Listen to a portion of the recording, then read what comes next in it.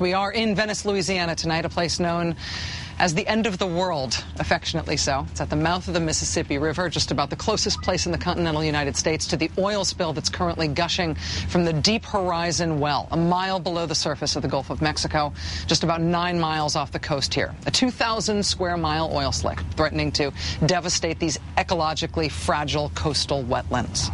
An environmental catastrophe so profound it has already prompted one Republican to change his mind about the benefits of 2008's extra simple damn the consequences rallying cry, drill baby drill. Governor Arnold Schwarzenegger today taking the dramatic step of withdrawing his support for expanded offshore oil drilling off the coast of Santa Barbara, California.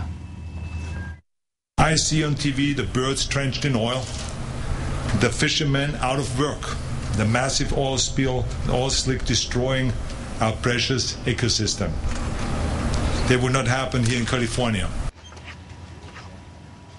Here in the Gulf, high seas and strong winds have seriously hampered cleanup efforts. Many skimming boats were forced to return to shore, and flights carrying chemical dispersants were suspended today. And even though 52 miles of containment booms were deployed to protect the Gulf shoreline, Alabama's governor reported today that up to 80% of the booms have failed thanks to heavy weather, and that other Gulf states have similar problems. Having personally seen some of the types of booms that are being deployed here, I can tell you that they do not inspire confidence. The projected weather forecast for tomorrow is good. Southwest then north winds will help keep the slick off the shore. But scientists are concerned that the oil spill will reach what they call the loop current, which would push the slick toward the Florida Keys and up the East Coast. Right now, fishing is suspended in the oil-affected areas, including some fishing grounds, but certainly not all, on the coasts of Louisiana, Mississippi, Alabama, and Florida. Those suspensions are for the next 10 days as U.S. officials investigate the impact on seafood. Scientists also examining the remains of 25 dead sea turtles that washed up on the Mississippi shore. They have found no sign of oil contamination as a cause of death for those turtles thus far. As to the efforts to cap the leak, gushing at least 210,000 gallons of crude a day, British Petroleum started drilling on a relief well yesterday, but the Coast Guard says it will take at least 90 days to complete. It took 90 days to drill the initial well that is blown now.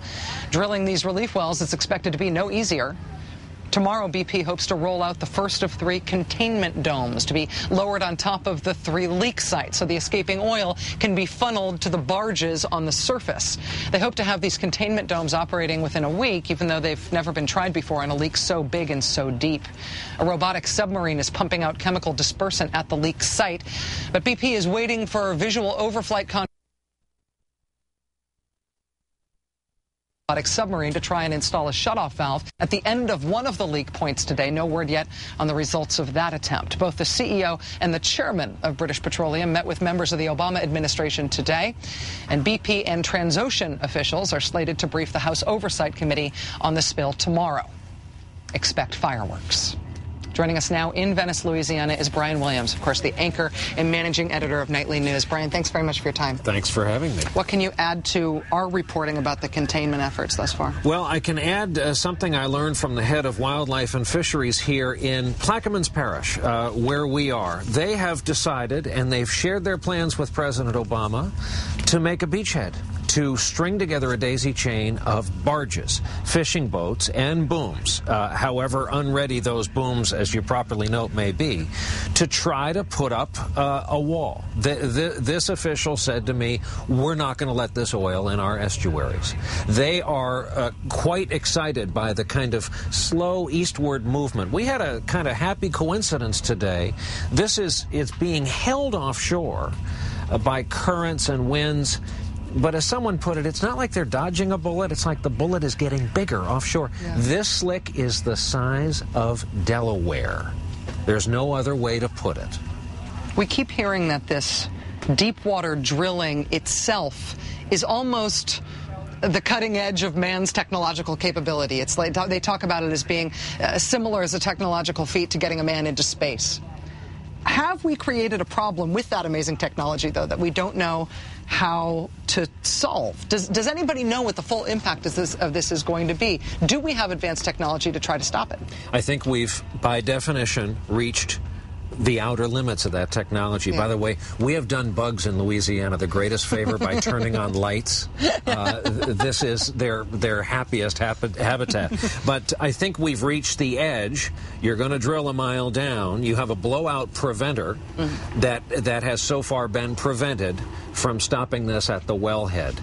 I said tonight at the end of our broadcast, people are justifiably upset that the country that won World War II sent persons to the moon, and for that matter, came up with the iPod, can't, even though it's a mile down, can't stop a leak in an oil well. And that's justifiable frustration, because there is a huge time bomb off the coast of Louisiana.